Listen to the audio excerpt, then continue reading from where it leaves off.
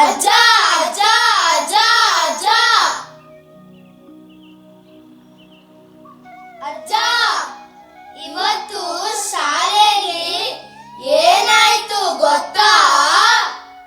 ಮೊದ್ಲು ಕೈಕಾಲ್ ತೊಳ್ಕೊ ಬನ್ನಿ, ಆಮೇಲೆ ನಿಮ್ಮ ಅಜ್ಜನ ಹತ್ರ ಶಾಲೆ ಕತೆ ಹೇಳುವಿರಂತೆ. ಹಾ ಸರಿ ಅಮ್ಮ.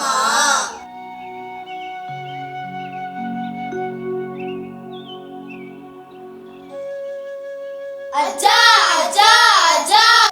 ಹಾ, ಈಗ ಹೇಳಿ ಮಕ್ಳೇ, ಇವತ್ತು ಶಾಲೆಯಲ್ಲಿ ಏನಾಯ್ತು ಅಂತ. ಅಜ್ಜ, ಇವತ್ತು ನಮ್ಮ ಶಾಲೆಗೆ ಖ್ಯಾತ ರಂಗಕರ್ಮಿಗಳು ಬಂದಿದ್ರು.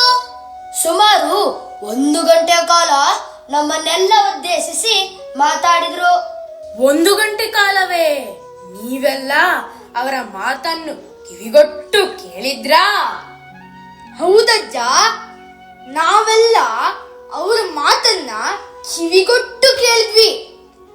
ಅವರು ಅಷ್ಟು ಆಸಕ್ತಿದಾಯಕವಾಗಿ ಮಾತಾಡಿದ್ರು. ಮಕ್ಳೇ, ಅವರು ಯಾವ ವಿಷಯದ ಬಗ್ಗೆ ಮಾತಾಡಿದ್ರು? ಅವರು ನಾಟಕ ಹಾಗೂ ಕತೆ ಕಟ್ಟುವ ಬಗ್ಗೆ ಮಾತನಾಡಿದ್ರು. ಹೇಗೆ ನಮ್ಮ ಜೀವನಾನುಭವ, ಸುತ್ತಮುತ್ತಲಿನ ವಿಷಯಗಳ ಗಮನಿಸುವಿಕೆ ನಮ್ಮೊಳಗೆ ಕಥೆಯನ್ನು ಕಟ್ಟುತ್ತದೆ ಎಂಬುದರ ಕುರಿತು ತಿಳಿಸಿದ್ರು. ಅನುಭವಗಳಿಗೆ ನಾವು ನಮ್ಮನ್ನು ಒಡ್ಡಿಕೊಳ್ಳುವ ಬಗ್ಗೆ ಹಾಗೂ ನಮ್ಮೊಂದಿಗೆ ಇರುವವರ ಭಾವನೆಗಳಿಗೆ ಸ್ಪಂದಿಸುವ ಅಗತ್ಯದ ಕುರಿತು ತಿಳಿಸಿದ್ರು. ಹಾಗಾದ್ರೆ ನಿಮಗೆ ಇಂದಿನ ದಿನ ಒಳ್ಳೆ ಸ್ಫೂರ್ತಿದಾಯಕವಾಯ್ತಲ್ವೇ? ಅವ್ರು ಹೇಳಿದ ಯಾವ್ದಾದರೂ ಒಂದು ಘಟನೆ ಹೇಳಿ ನೋಡೋಣ. ಅಮ್ಮ, ಅವರು ಬಹಳ ವರ್ಷಗಳ ಹಿಂದೆ ಬಂಗಾಳದಲ್ಲಿ ಆದ ಬರಗಾಲದ ಬಗ್ಗೆ ವರ್ಣಿಸಿರುವ ಲೇಖಕರಲ್ಲಿ ಒಬ್ಬರು.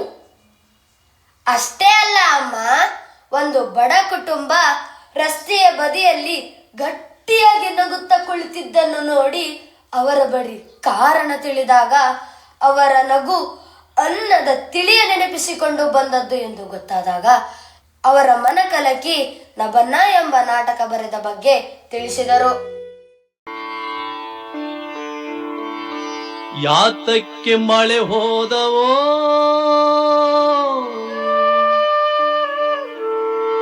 ಯಾತಕ್ಕೆ ಮಳೆ ಹೋದವೋ, ಯಾತಕ್ಕೆ ಮಳೆ ಹೋದವೋ, ಯಾತಕ್ಕೆ ಮಳೆ ಹೋದವೋ.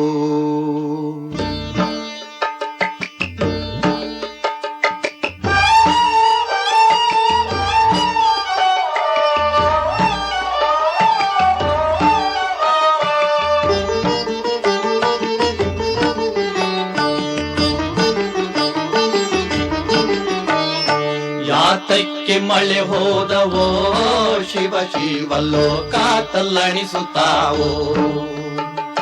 ಯಾತಕ್ಕೆ ಮಳೆ ಹೋದವೋ, ಶಿವ ಶಿವ ಲೋಕ ತಲ್ಲಣಿಸುತ್ತಾವೋ. ಬೇಕಿಲ್ಲದಿದ್ದಾರೆ ಬೆಂಕಿಯ ಮಳೆ ಸುರಿದು, ಬೇಕಿಲ್ಲದಿದ್ದಾರೆ ಬೆಂಕಿಯ ಮಳೆ ಸುರಿದು ಉರಿಸಿ ಕೊಲ್ಲಲು ಬಾರದೆ. ಯಾತಕ್ಕೆ ಮಳೆ ಹೋದವೋ, ಶಿವ ಶಿವ ಲೋಕ ತಲ್ಲಣಿಸುತ್ತಾವೋ, ಶಿವ ಶಿವ ಲೋಕ ತಲ್ಲಣಿಸುತ್ತಾವೋ.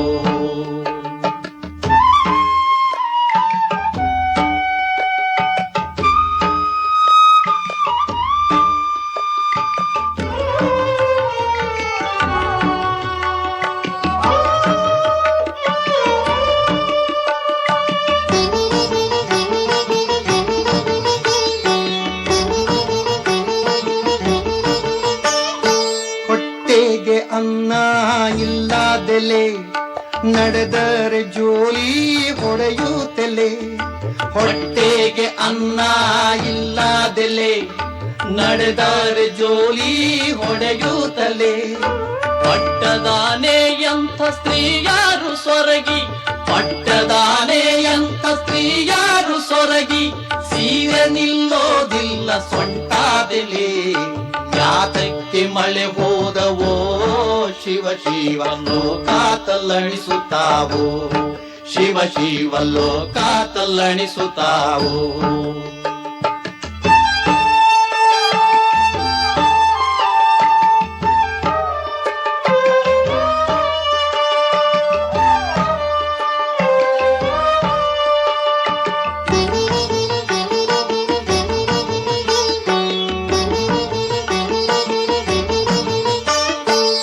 ಹೊಸುಗೂಸು ಹಸುವಿಗೆ ತಾಳಾದೆಲೆ, ಅಳುತ್ತಾವೆ ರೊಟ್ಟಿ ಕೇಳುತ್ತಲೆ. ಹೊಸುಗೂಸು ಹಸುವಿಗೆ ತಾಳಾದೆಲೆ, ಅಳುತ್ತಾವೆ ರೊಟ್ಟಿ ಕೇಳುತ್ತಲೆ. ಹಡೆದ ಬಾಣಂತಿಗೆ ಅನ್ನವು ಇಲ್ಲದೆಲೆ, ಹಡೆದ ಬಾಣಂತಿಗೆ ಅನ್ನವು ಇಲ್ಲದೆಲೆ. ಏರುತ್ತಾವೆ ಮೊಳಕೈಗೆ ಬಳೆ, ಯಾತಕ್ಕೆ ಮಳೆ ಹೋದವೋ ಶಿವ ಶಿವ ಲೋಕ ತಲ್ಲಣಿಸುತ್ತಾವೋ. ಬೇಕಿಲ್ಲದಿದ್ದಾರೆ ಬೆಂಕಿಯ ಮಳೆ ಸುರಿದು, ಬೇಕಿಲ್ಲದಿದ್ದಾರೆ ಬೆಂಕಿಯ ಮಳೆ ಸುರಿದು, ಉರಿಸಿಕೊಳ್ಳಲು ಬಾರದೆ ಯಾತಕ್ಕೆ ಮಳೆ ಹೋದವೋ ಶಿವ ಶಿವ ಲೋಕ ತಲ್ಲಣಿಸುತ್ತಾವೋ. ಶಿವ ಶಿವ ಲೋಕ ತಲ್ಲಣಿಸುತ್ತಾವೋ, ಶಿವ ಶಿವ ಲೋಕ ತಲ್ಲಣಿಸುತ್ತಾವೋ.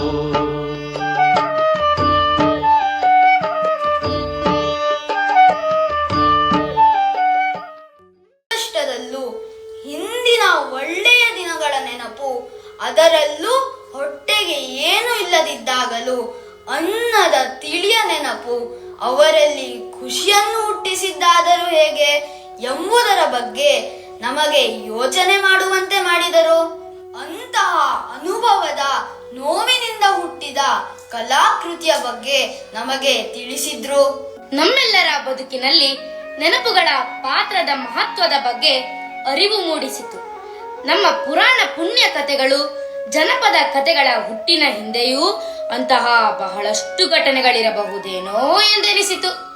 ಮಕ್ಕಳೇ, ನಿಮ್ಮ ಶಾಲೆಗೆ ಬಂದು ಈ ಎಲ್ಲ ವಿಚಾರಗಳನ್ನು ತಿಳಿಸಿದ ಮಹನೀಯರಿಗೆ ನಮ್ಮ ನಮನಗಳು. ನಿಮ್ಮ ಅಜ್ಜ ಇಂತಹ ವಿಷಯಗಳ ಬಗ್ಗೆ ಮಾರ್ಗದರ್ಶನ ನೀಡುತ್ತಾರೆ. ಅವರೊಂದು ಚಲಿಸುವ ಗ್ರಂಥಾಲಯವೇ ಸರಿ.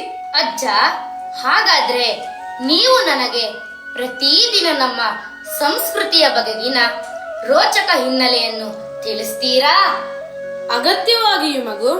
ನಾನು ನಿಮಗೆ ಕ್ಲಿಷ್ಟ ವಿಷಯಗಳನ್ನು ತಿಳಿಸುವ ಬದಲು ನಮ್ಮದೇ ಜನತಾ ಜನಾರ್ದನರ ಕಥನವನ್ನು ತಿಳಿಸುತ್ತೇನೆ. ನಮ್ಮ ಪರಂಪರೆಯ ನಂಬಿಕೆಗಳ ಬಗ್ಗೆ ಉದಾಹರಣೆ ಮೂಲಕ ತಿಳಿಸಿಕೊಡುತ್ತೇನೆ. ಅಜ್ಜ, ಹಾಗಾದ್ರೆ ಈಗಲೇ ನಿಮ್ಮ ಕಥನವನ್ನು ಪ್ರಾರಂಭಿಸಿ. ನಾನು ಈಗಿನ ಕಾಲಕ್ಕೆ ಪೂರಕವಾಗುವಂತಹ ಪುರಾಣದ ಕೆಲವು ವಿಷಯಗಳನ್ನು ಕಥಾಭಿನಯದ ರೂಪದಲ್ಲಿ ತಿಳಿಸುತ್ತೇನೆ. ಈ ಪುರಾಣ ಕಥೆಗಳ ಕೆಲಸ ಲೋಕದಲ್ಲಿ ಜ್ಞಾನ ಹರಡಿಸುವುದು, ವ್ಯಕ್ತಿಗಳಿಗೆ ಸ್ಫೂರ್ತಿ ತುಂಬುವುದು.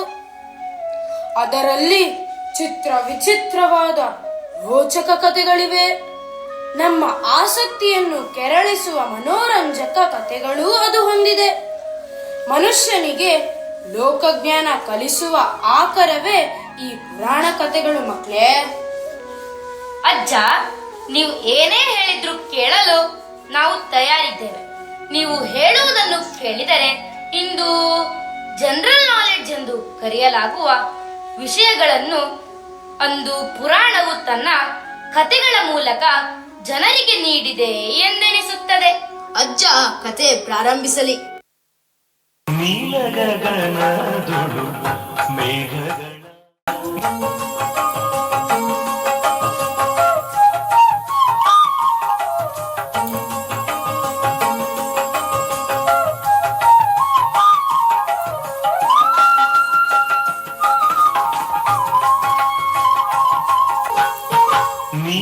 ನೀಲಗಗನದೊಳು ಮೇಘಗಳ ನೀಲಗಗನದೊಳು ಮೇಘಗಳ ಕಣ್ಣಾಗಲೇ ನಾಟ್ಯವ ನವಿಲುಗೈಯುತ್ತಿದೆ ನವಿಲುಗೈಯುತ್ತಿದೆ ನಾಟ್ಯಗೈಯುತ್ತಿದೆ ನೋಡ ನೋಡ ನೀಲಗಗನದೊಳು ಮೇಘಗಳ ಕಂಡಾಗಲೇ ನಾಟ್ಯವ ನವಿಲುಗೈಯುತ್ತಿದೆ ನಾಟ್ಯಗೈಯುತ್ತಿದೆ ನಾಟ್ಯಗೈಯುತ್ತಿದೆ ನೋಡ ನೋಡ ನೀಲಗಗನದೊಳು ಮೇಘಗಳ ನೀಲ ಗಗನದೊಳು ಮೇಘಗಳ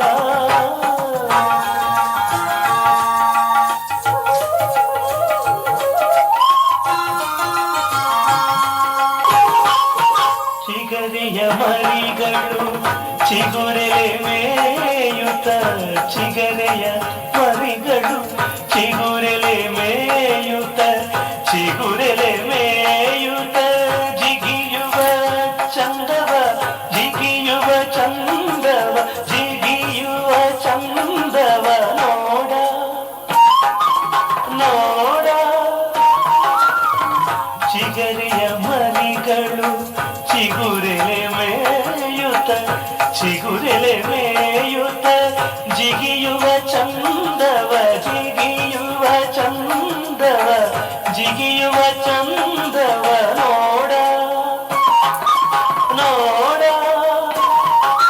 ನೀಲ ಗಗನದೊಳು ಮೇಘಗಳ ನೀಲ ಗಗನದೊಳು ಮೇಘಗಳ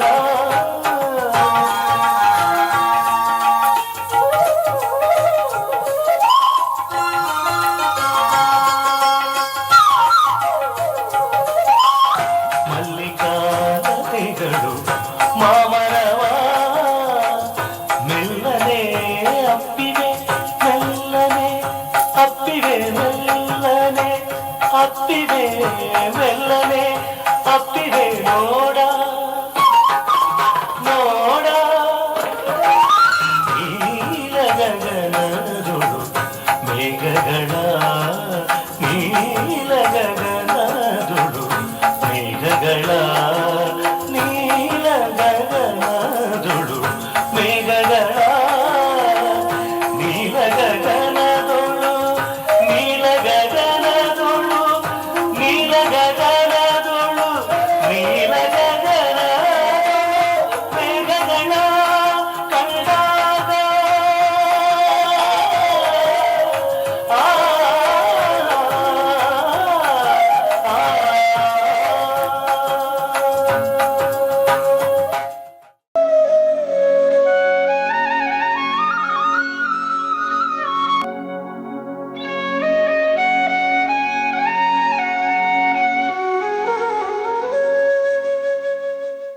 ಅಜ್ಜ, ಈ ಹಾಡು ಮತ್ತು ನೃತ್ಯ ತುಂಬಾ ಚೆನ್ನಾಗಿತ್ತು. ಆದ್ರೆ ಇದರ ಹಿನ್ನೆಲೆ ಏನು? ನೋಡಿ ಮಕ್ಳೇ, ನಮ್ಮ ಸಂಸ್ಕೃತಿ ಅಗಾಧವಾದದ್ದು. ನೀವು ಯಾವ ಕತೆ ಯಾವ ಕಥನ ನೋಡಿದರೂ ಪ್ರಕೃತಿಯ ವರ್ಣನೆಗೆ ಮಹತ್ವ ಕೊಟ್ಟಿರುವುದನ್ನು ಕಾಣಬಹುದು. ಸೃಷ್ಟಿಯ ಸೌಂದರ್ಯ, ಜನಸಮೂಹದ ನಡವಳಿಕೆ, ಪ್ರಾಣಿಲೋಕ, ಪಕ್ಷಿಲೋಕ, ಬದುಕಿನ ಸಮಸ್ಯೆಗಳ ಪರಿಚಯ ಹಾಗೂ ಅದಕ್ಕೆ ಪರಿಹಾರ ಕಾಣಸಿಗುತ್ತದೆ. ಇಲ್ಲಿ ಬೆಟ್ಟ, ನದಿ, ಭೂಮಿ, ಚಕ್ರಾಧಿಪತ್ಯ, ವಿಶ್ವದ ಅಂಶಗಳೂ ಇರುತ್ತವೆ. ಅಪ್ಪ, ನಾನು ತಿಳಿದ ಹಾಗೆ ಕೃಷ್ಣನ ಕಥೆಯ ಮೂಲಕ ಆಗಿನ ಜನಜೀವನ, ಕೃಷ್ಣ ಮೂಡಿಸಿದ ಜನಜಾಗೃತಿ, ಗ್ರಾಮೀಣ ಜೀವನದ ವಿಸ್ತಾರತೆ, ನಗರ ಜೀವನದ ತಳಕು ಇವೆಲ್ಲವುದರ ಚಿತ್ರಣ ಸಿಗುತ್ತದೆ. ಹಳ್ಳಿಯ ಕ್ರಿಯಾಶೀಲವಾದ ಚೈತನ್ಯದ ಬಗ್ಗೆ ಹೇಳಲಾಗುತ್ತದೆ. ಕೇಡಿನ ಪರಿವೇ ಇಲ್ಲದೆ ಅವುಗಳನ್ನು ಎದುರಿಸುವಂತಹ ಮುಗ್ಧತೆ ಕಂಡುಬರುತ್ತದೆ. ಇದಕ್ಕೆ ಉತ್ತಮವಾದ ಕತೆ ಎಂದರೆ ಗೋವಿನ ಕತೆ. ಕೇಡಿನ ಅರಿವಿಲ್ಲದೆ ಸಾಧುವಾದದ್ದು ಎಲ್ಲ ಎಡರು ತೊಡರುಗಳಿಂದ ಹೇಗೆ ಪಾರಾಗುತ್ತದೆ ಎನ್ನುವುದನ್ನು ನಾವಿಲ್ಲಿ ಕಾಣಬಹುದು.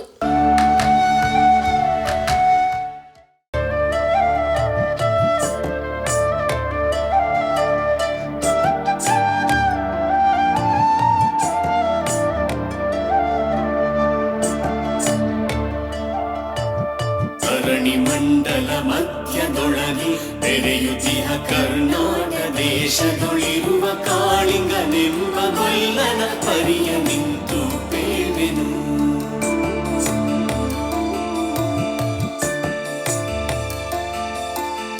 ಎಳೆಯ ಮಾವಿನ ಮರದ ಕೆಳಗೆ ಕೊಳಲನೂದುತ ಗೊಲ್ಲ ಗೌಡನು ಮನಸ್ಸಿನಿಂದ ತುರುಗಳನ್ನು ಬಳಿಗೆ ಕರೆದನು ಹರುಷಲಿ. ಗೊಲ್ಲ ಕರೆದ ದನಿಯ ಕೇಳಿ ಎಲ್ಲ ಹಸುಗಳು ಬಂದು ನಿಂತು ಚೆಲ್ಲಿ ಸೂಸಿ ಹಾಲು ಕರೆಯಲು ಅಲ್ಲಿ ತುಂಬಿತು ಬಿಂದಿಗೆ.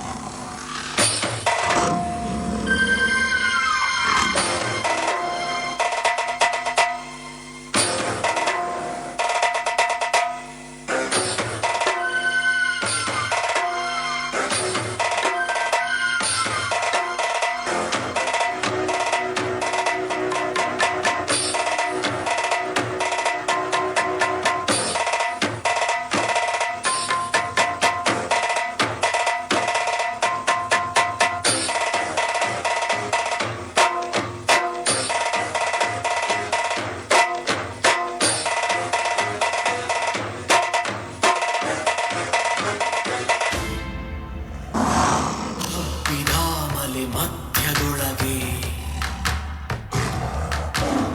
ಅದ್ಭುತಾನೆಂದೆಂಬ ವ್ಯಾಘ್ರನು ಅಬ್ಬರಿಸಿ ಹಸಿ ಹಸಿದು ಬೆಟ್ಟದ ಕಿಪ್ಪಿಯೊಳು ತಾನಿದ್ದನು.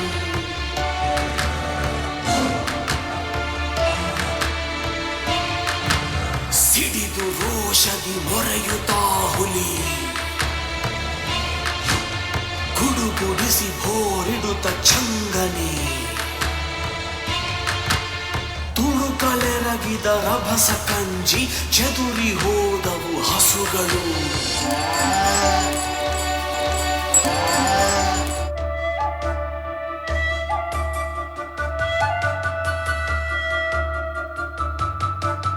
ಪುಣ್ಯಕೋಟಿ ಎಂಬ ಹಸುವು ತನ್ನ ಕಂದನ ನೆನೆದುಕೊಂಡು ಮುನ್ನ ಹಾಲನು ಕೊಡುವೆನೆನು ತಾ ಚಂದನೆ ತಾ ಬರುತ್ತಿದೆ.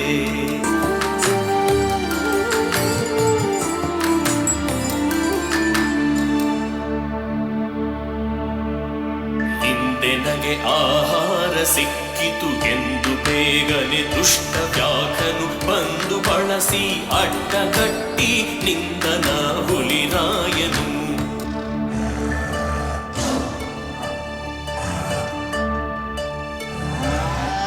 ಬೇಲೆ ಬಿದ್ದು ನಿನ್ನ ನೀಗಲೆ ಬೀಳ ಹೊಯ್ವೆನು ನಿನ್ನ ಹೊಟ್ಟೆಯ ಸೀಲಿ ಬಿಡುವೆನು ಎನ್ನುತ್ತ ಕೋಪದಿ ಕೂಳ ವ್ಯಾಘ್ರನು ಕೂಗಲು. ಕೇಳು ಕಂದನಿರುವನು ತೊಟ್ಟಿಯೊಳಗೆ ಒಂದು ನಿಮಿಷದಿ ಮೊರೆಯ ಕೊಟ್ಟು ಬಂದು ಸೇರುವೆ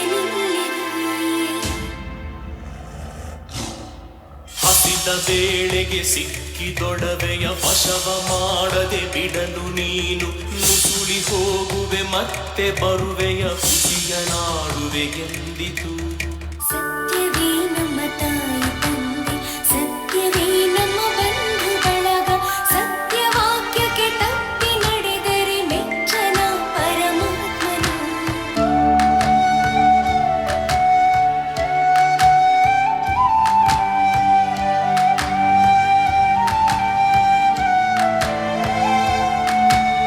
ಒಂದು ತಿನ್ನುವೆ ನಿಂಬ ಹುಲಿಗೆ ಚಂದದಿಂದ ಭಾಷೆಯಿತ್ತು, ಕಂದ ನಿನ್ನನು ನೋಡಿ ಹೋಗುವೆ ನಿಂದು ಬಂದೆನು ತೊಟ್ಟಿಗೆ. ಕಪ್ಪಲಿಯು ನೀನಾದೆ ಮಗುವೆ, ಹೆಬ್ಬುಲಿಯ ಬಾಯಲ್ಲಿ ಹೋಗುವೆ, ನಿಬ್ಬರಾರುಣ ತೀರಿತೆಂದು ತಪ್ಪಿಕೊಂಡಿತು ಕಂದನ. ಗೋವು ಕರುವನು ಬಿಟ್ಟು ಬಂದು ಸಾವಕಾಶವ ಮಾಡದಂತೆ ಗವಿಯ ಬಾಗಿಲ ಸೇರಿ ನಿಂತು ತವಕದಲ್ಲಿ ಹುಲಿಗೆಂದಿತು. ಖಂಡವಿದೆಕೋ ಮಾಂಸವಿದೆಕೋ, ಗುಂಡಿಗೆಯ ಬಿಸಿ ರಕ್ತವಿದೆಕೋ, ಚಂಡ ವ್ಯಾಘ್ರನೆ ನೀನಿದೆಲ್ಲವನುಂಡು ಸಂತಸದಿಂದಿರು. ಪುಣ್ಯಕೋಟಿಯ ಮಾತ ಕೇಳಿ ಕಣ್ಣ ನೀರನು ಸುರಿಸಿದೊಂದು ಕನ್ನೆ ಇವಳನು ಕೊಂದು ತಿಂದರೆ ಮೆಚ್ಚನ ಪರಮಾತ್ಮನು. ಎನ್ನ ಒಡ ಹುಟ್ಟಕ್ಕ ನೀನು ನಿನ್ನ ಕೊಂದು ಏನ ಹುಲಿ ಹಾರಿ ನೆಗೆದು ತನ್ನ ಪ್ರಾಣವ ಬಿಟ್ಟಿತು. ಸತ್ಯವೇ ಭಗವಂತನೆಂದ ಪುಣ್ಯಕೋಟಿಯ ಕಥೆಯಿದು. ಸಾಧು ಜನರು ಬದುಕಬೇಕಾದರೆ ಕ್ರೌರ್ಯವನ್ನು ಎದುರಿಸುವ ಶಕ್ತಿಯನ್ನು ಕಲಿತುಕೊಳ್ಳಬೇಕು. ಹಾಗೂ ಸತ್ಯಕ್ಕೆ ಜಯ ಎಂದೆಂದಿಗೂ ಲಭಿಸುತ್ತದೆ ಎಂದು ಈ ಕಥೆಯಿಂದ ಅರಿತಂತಾಯ್ತಲ್ಲವೇ ಮಕ್ಕಳೇ? ಅಜ್ಜ, ಹಾಗಾದರೆ ಬಾಲಕೃಷ್ಣನ ಬದುಕಿನ ಒಂದೆರಡು ಕಥೆಗಳನ್ನ ಹೇಳ್ತೀರಾ? ಆಯ್ತಪ್ಪ. ಕೃಷ್ಣನದು ವಿಶೇಷವಾದ ವ್ಯಕ್ತಿತ್ವ. 100 ಮಕ್ಕಳುಗಳಿಂದ ನೋಡಿದರೂ ಇನ್ನು ನೋಡುವುದಿದೆ ಎನ್ನಿಸುವ ವ್ಯಕ್ತಿತ್ವ. ಕೃಷ್ಣನ ಕೊಳಲು, ನವಿಲುಗರಿ, ಪೀತಾಂಬರ, ಮಂದಹಾಸ, ಬಾಲಚೇಷ್ಟೆ ಇವೆಲ್ಲವೂ ಅವನ ವಿಶೇಷತೆಯನ್ನು ಸಾರುವಂತಹವು. ಶ್ರೀ ಕೃಷ್ಣ ಸಹಸ್ರಾವತಾರಿ.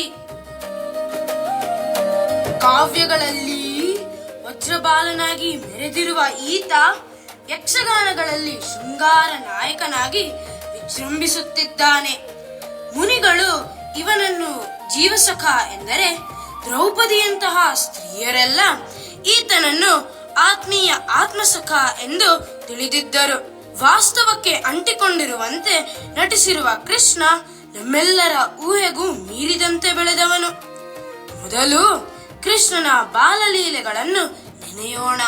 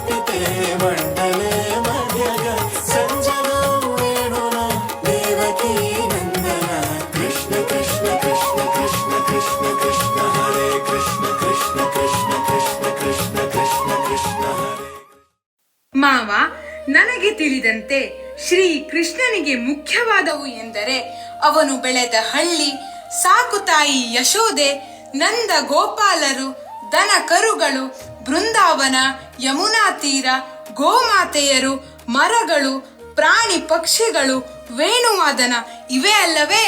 ಹೌದಮ್ಮ, ನಾನು ಈ ಕಥೆಯನ್ನು ಮುಂದುವರಿಸುತ್ತೇನೆ. ದುಷ್ಟ ಶಿಕ್ಷಕ, ಶಿಷ್ಟ ರಕ್ಷಕ.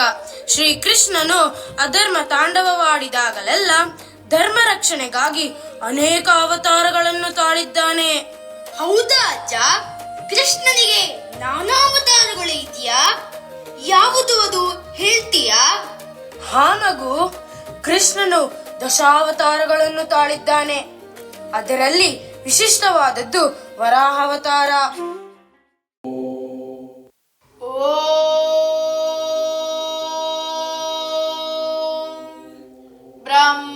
ಬ್ರಹ್ಮದೇವಾಯ ನಮಃ. ಓಂ ಬ್ರಹ್ಮದೇವಾಯ ನಮಃ. ಓಂ ಬ್ರಹ್ಮದೇವಾಯ ನಮಃ.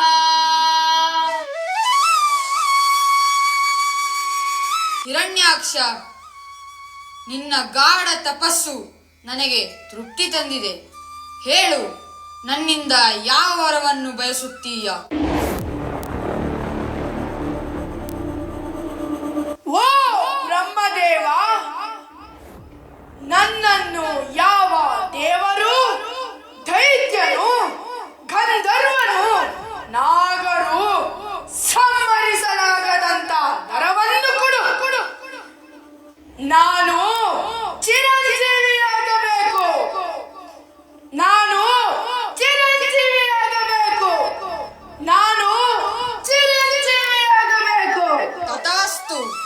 ನಿನ್ನ ತಪಸ್ಸಿಗೆ ಮೆಚ್ಚಿ ನಾನು ಈ ವರವನ್ನು ಕೊಡುತ್ತಿದ್ದೇನೆ.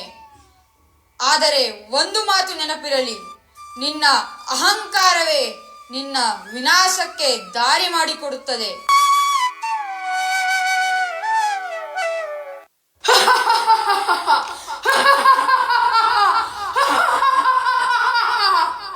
ಈಗ ನನಗೆ ಭಯವೇ ಇಲ್ಲ. ನಾನು ಎಲ್ಲ ಲೋಕವನ್ನು ಜಯಿಸಬಲ್ಲೆ.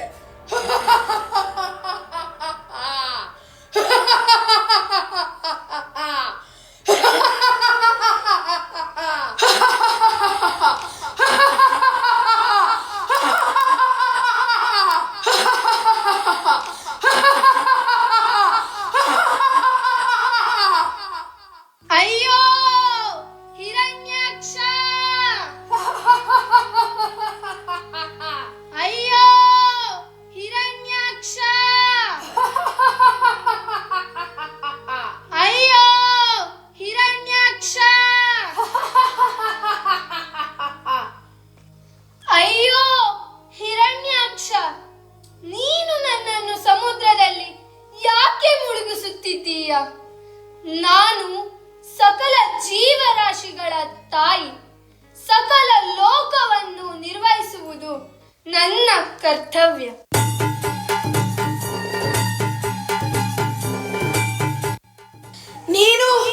ನೀನು ತಾಯಿಯೇ?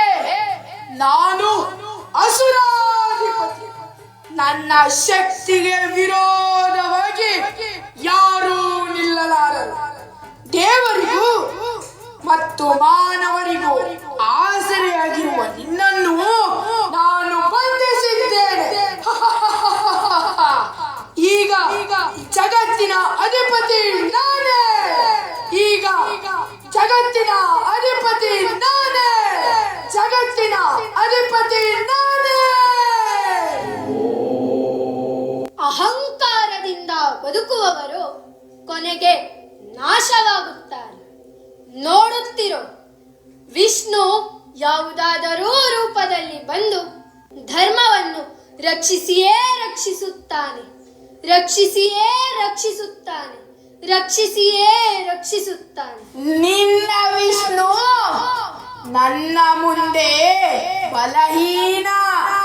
ನಿನ್ನನ್ನು ಯಾರೂ ರಕ್ಷಿಸಲಾರರು.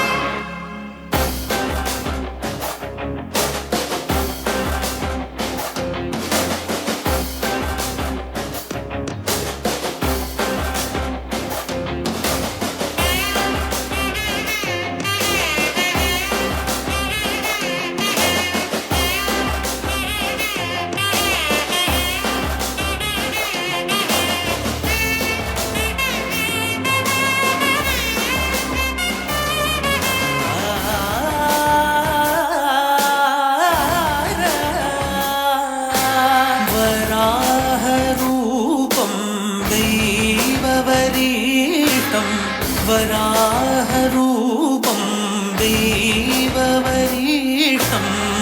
परस्मितवदनं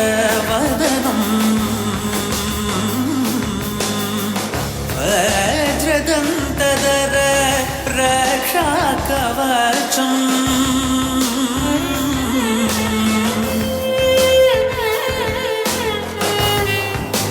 सम्भूत भुवि संजात ನಂಬಿದವಗಿಂಬು ಕೊಡುವವನೀತ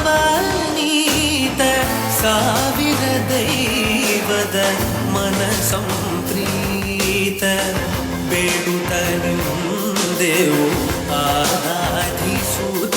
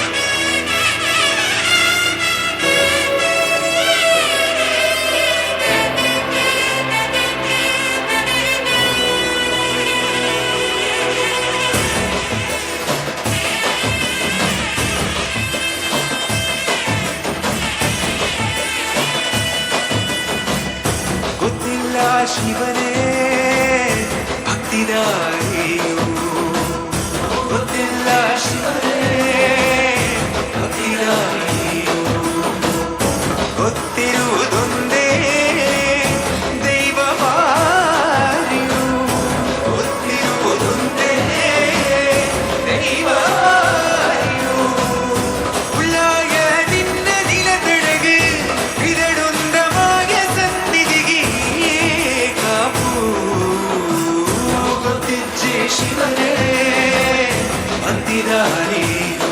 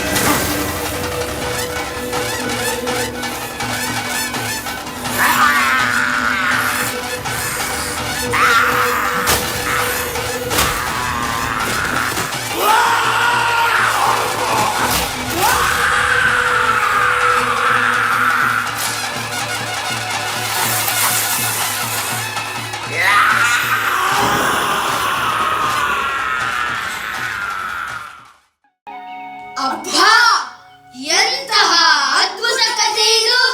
ಹೌದು, ಅಹಂಕಾರದಿಂದ ಮೆರೆದವರು ಎಂದಾದರೂ ನಾಶವಾಗಲೇಬೇಕು. ಅಷ್ಟೇ ಅಲ್ಲ ಮಗು, ಕೃಷ್ಣನ ಸಹನೆ, ಸ್ಥೈರ್ಯ ಮತ್ತು ಸಮನ್ವಯದ ಪಾಠವನ್ನು ತನ್ನ ಕೂರ್ಮಾವತಾರದ ಮೂಲಕ ಜಗತ್ತಿಗೆ ಸಾರಿದ್ದಾನೆ. ಕೂರ್ಮಾವತಾರ ಹಾಗೆಂದರೇನು ಅಜ್ಜ? ಅಂದ್ರೆ ಅದೊಂದು ದೊಡ್ಡ ಪುರಾಣದ ಕತೆ. ತ್ರೇತಾಯುಗದಲ್ಲಿ ದೇವತೆಗಳು ಮತ್ತು ಅಸುರರ ನಡುವೆ ನಿರಂತರವಾಗಿ ಯುದ್ಧ ನಡೆಯುತ್ತಿತ್ತು. ಆಗ ಅಸುರರು ಹೆಚ್ಚು ಬಲಶಾಲಿಗಳಾಗಿ ದೇವತೆಗಳು ತಮ್ಮ ಶಕ್ತಿ ಹಾಗೂ ಸ್ವರ್ಗಲೋಕವನ್ನು ಕಳೆದುಕೊಂಡರು. ಆಗ ದೇವತೆಗಳು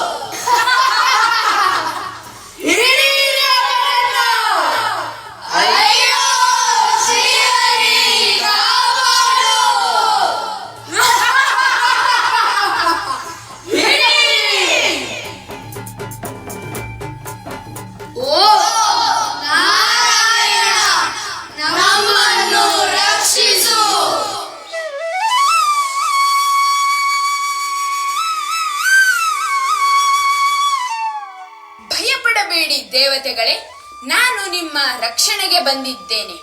ನೀವು ನಿಮ್ಮ ಶಕ್ತಿಯನ್ನು ಮರಳಿ ಪಡೆಯಲು ಅಮೃತ ಅಗತ್ಯ. ಆ ಅಮೃತವು ನಿಮಗೆ ಸಮುದ್ರ ಮಥನದಿಂದ ಲಭಿಸುತ್ತದೆ. ಆದರೆ ದೇವತೆಗಳು ಮತ್ತು ಅಸುರರು ಒಟ್ಟಾಗಿ ಮಥಿಸಬೇಕು. ಆದರೆ ಶ್ರೀಹರಿ ಸಮುದ್ರವನ್ನು ಹೇಗೆ ಮಥಿಸುವುದು? ಮಂದರ ಪರ್ವತವನ್ನು ಮಥನದ ದಂಡವನ್ನಾಗಿ, ವಾಸುಕಿಯನ್ನು ಹಗ್ಗವನ್ನಾಗಿ ಬಳಸಿ ಸಮುದ್ರ ಮಥನದಲ್ಲಿ ತೊಡಗಿ. ಹಾಗೇ ಆಗಲಿ ಮಹಾಪ್ರಭು.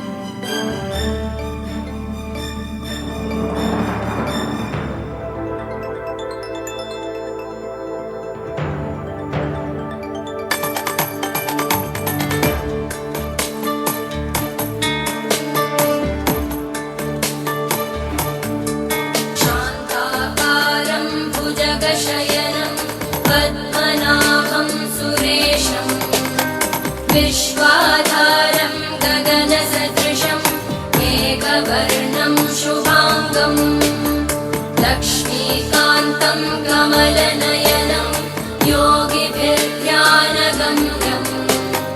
वन्दे विष्णुं भवभयहरं सर्वलोकैकनाथं वन्दे विष्णुं भवभयहरं सर्वलोकैकनाथम्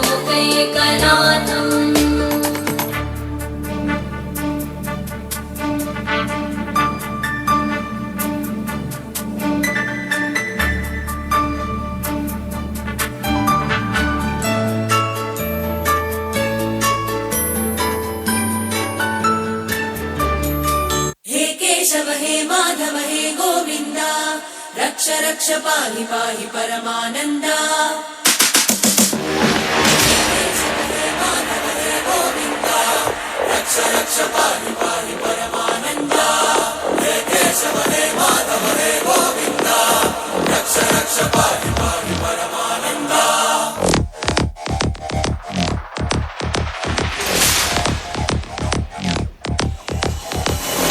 मरणपूकारं मृत्युकारं चलित तव चरणं दारुणभाकरणम्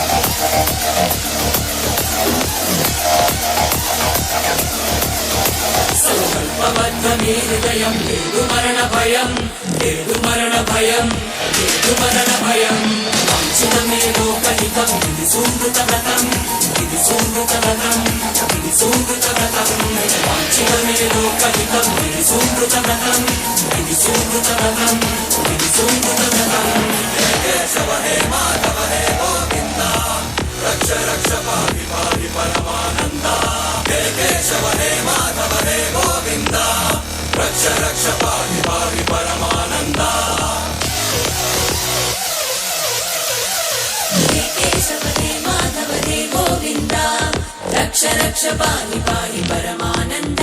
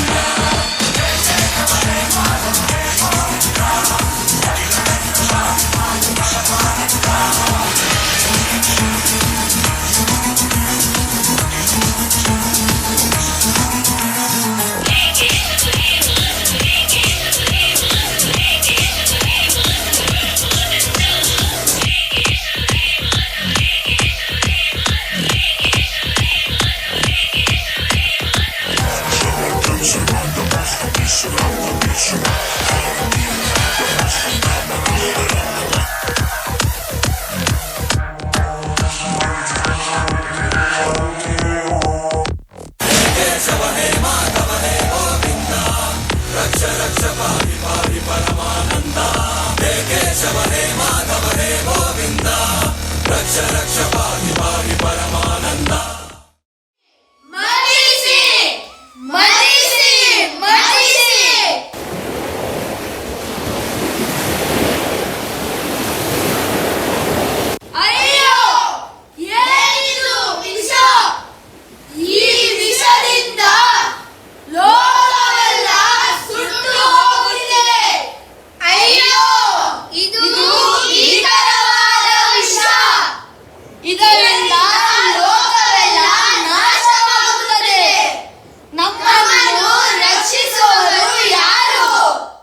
ಶಿವನ ಹೊರತು ಈ ಹಾಲಾಹಲ ವಿಷವನ್ನು ಯಾರಿಂದಲೂ ತಡೆಯಲು ಸಾಧ್ಯವಿಲ್ಲ.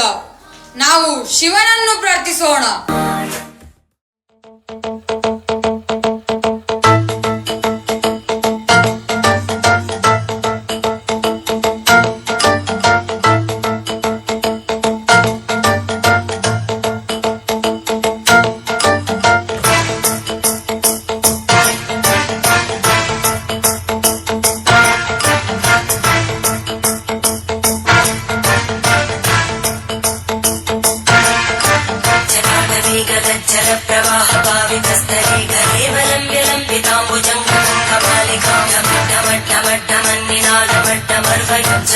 चण्डताण्डवं तनोतु न शिव शिवं शिवं शिवं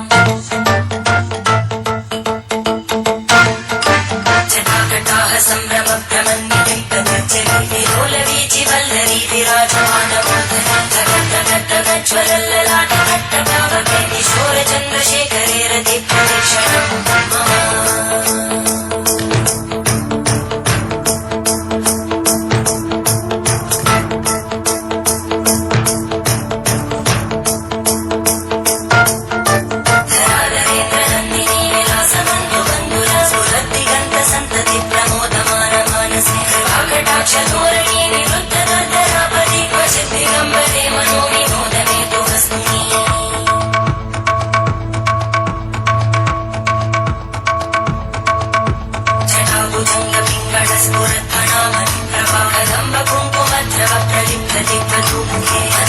ಸಿಂಧುರ ಸ್ಫುರತ್ತ ಉತ್ತರೀಯ ಮೇಧರಿ ಮನೋವಿನೋದ ಮತ್ತು ತಂಬಿ ಮತ್ತು ಭೂತ ಪದ್ಧತಿ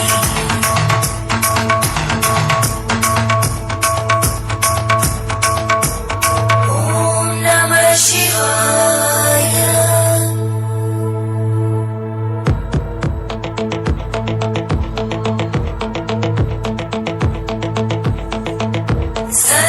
शिवं भजाम्यहं सदा शिवं भजाम्यहम् ॐ नमः शिवाय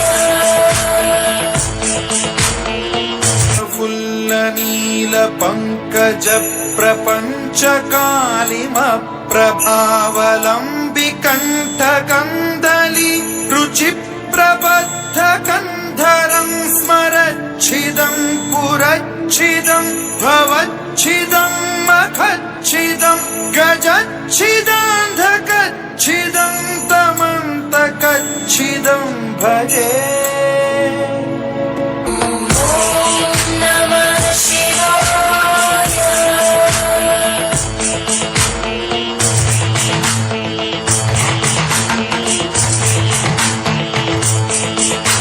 सहस्रलोचनं प्रवृत्य शेषलेख शङ्करं रसूलधूलितोरणी विभूसराङ्घ्रिपीठं भुजङ्गराजमालया निबद्धजाटचूटकर्षियै चिराय जायतां च घोरबन्धुशेखर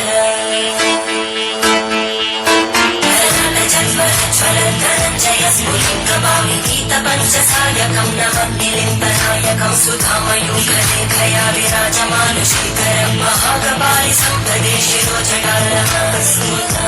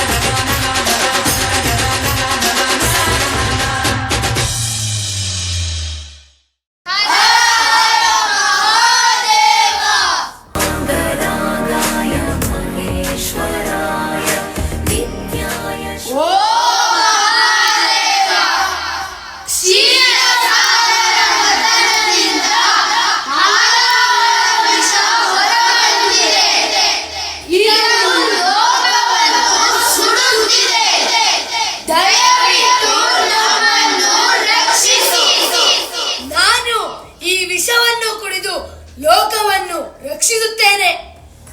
ಪ್ರಭು, ಈ ವಿಷ ನಿಮ್ಮ ದೇಹವನ್ನು ಸೇರಬಾರದು. ಇದನ್ನು ನಿಮ್ಮ ಕಂಠದಲ್ಲೇ ತಡೆಯುತ್ತೇನೆ.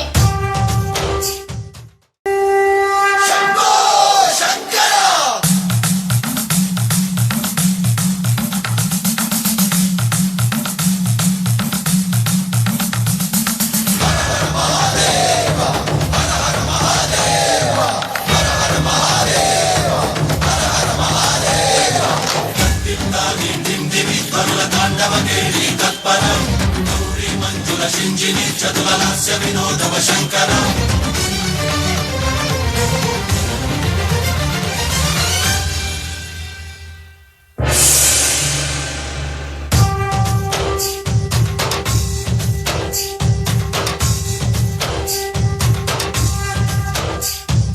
ಭರತ ವೇದ ಮುಗ ಕಿರತ ನಾಟ್ಯ ಮುಗ ಕದಿಲಿನ ಪದವಿ ಈಶ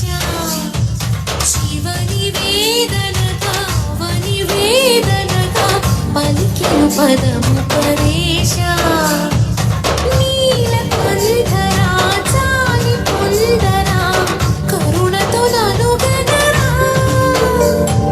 నీలకంఠరా శైల మందిరా మొరవిని బదులినరా నగజా మనోజ జగదీశ్వరా మాలిందు శేఖరా శంకరా భరత వేదముగ నిరత నాట్యముగ కదిలిన పదవిదేశ శివని వేదనగా వని వేదనగా పలికిను పదము పరేశ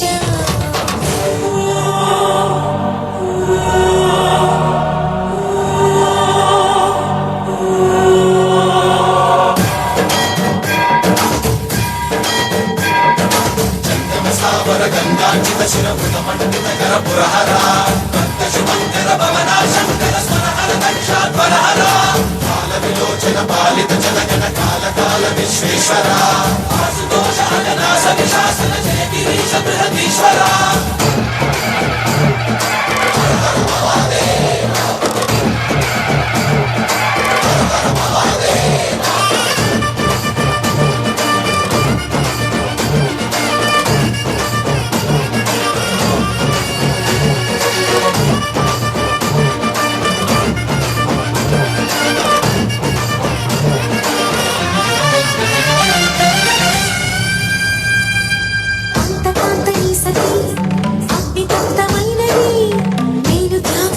తాను నీలో లీనమైనది ఆదిశక్తి ఆకృతి త్రిజాత పార్వతి ప్రాణమైన ప్రాణధముని చెంతకు చేరుతున్నది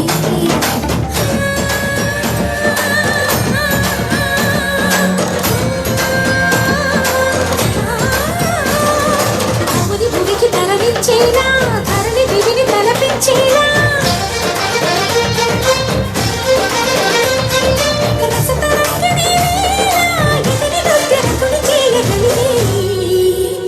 వేళ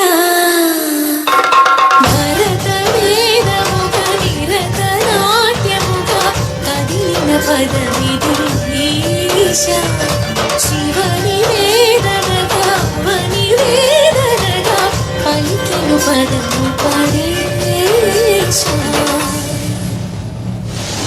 హర హర మహాదేవ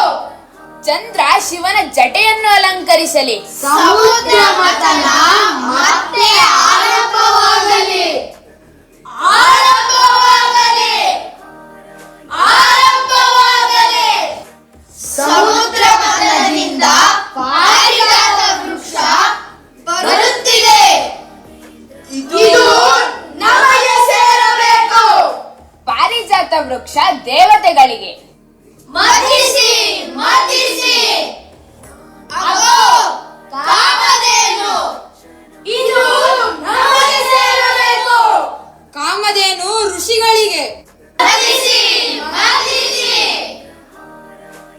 ಅಗೋ ಅಪ್ಸರೆಯರು ಅಪ್ಸರೆಯರು ನಮಗೆ ಅಪ್ಸರೆಯರು ನಮಗೆ ಅಪ್ಸರೆಯರು ಸ್ವರ್ಗಕ್ಕೆ ಸಮುದ್ರ ಮಥನ ಮತ್ತೆ ಆರಂಭವಾಗಲಿ ಆರಂಭವಾಗಲಿ ಅಗೋ ಸಮುದ್ರ ಮಥನದಿಂದ ಅಶ್ವ ಮತ್ತು ಐರಾವತ ಹೊರಬರುತ್ತಿದೆ ಅಶ್ವ ಮತ್ತು ಐರಾವತ ನಮಗೆ ಸೇರಬೇಕು ಐರಾವತ ಮತ್ತು ಅಶ್ವ ಇಂದ್ರನಿಗೆ ಸೇರಲಿ ಮತಿಸಿ ಮತಿಸಿ ಅದೋ ಕೌಸ್ತುಭಮಣಿ ಶಂಖ ಧರಸ್ಸು.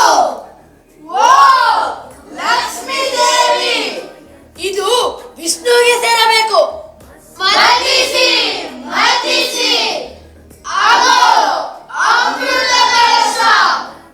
ಅಮೃತ ಕಳಶ, ಅಮೃತ ಕಳಶ, ಅಮೃತ ಕಳಶ, ಅಮೃತ ಕಳಶ, ಅಮೃತ ಕಳಶ ನಮಗೆ ಸೇರಬೇಕು. ಅಮೃತ ಕಳಶ ನಮಗೆ ಸೇರಬೇಕು. ಅಮೃತ ಕಳಶ ನಮಗೆ ಸೇರಬೇಕು.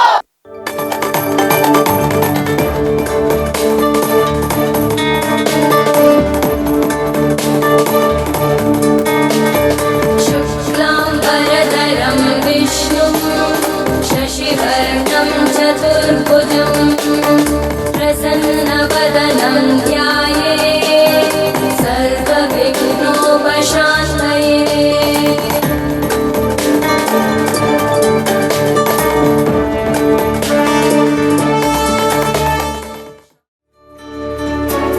ಮಗು, ಹೀಗೆ ಶ್ರೀಕೃಷ್ಣನು ಪ್ರತಿ ಯುಗದಲ್ಲೂ ನಾನಾವತಾರಗಳನ್ನು ತಾಳಿ ಧರ್ಮವನ್ನು ರಕ್ಷಿಸಿದ್ದಾನೆ.